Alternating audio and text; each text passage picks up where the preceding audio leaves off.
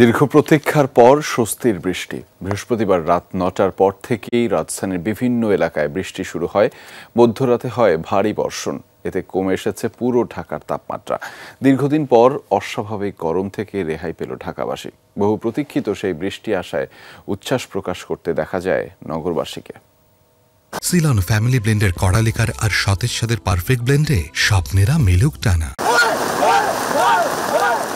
বৃষ্টির আহ্বান উপেক্ষা করতে পারেননি এই তিন বন্ধু।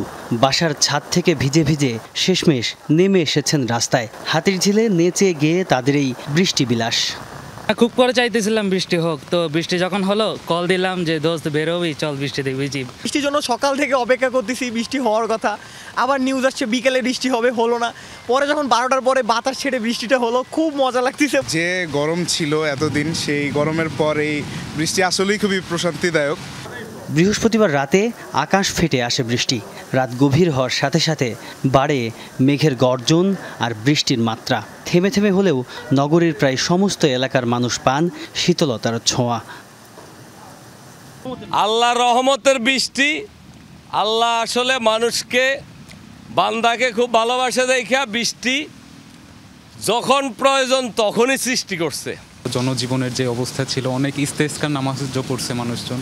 তো এখন এই যে এতদিনের কাঙ্ক্ষিত যে বৃষ্টিটা আজকে অবশেষে দেখতে পাচ্ছি।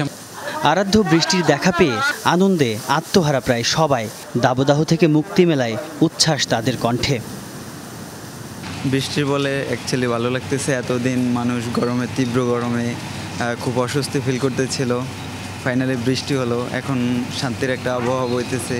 রাত ৩টায় নগরীতে 10 মিলিমিটার বৃষ্টিপাতের তথ্য রেকর্ড করেছে আবহাওয়া অফিস।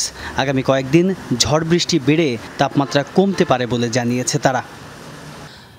থেমেছে বৃষ্টি, তবে রেখে গেছে প্রশান্তির হাওয়া, যে হাওয়ার অপেক্ষা করছিল বহুদিন ধরে তপ্ত রোদে পুড়তে থাকা নগরবাসী।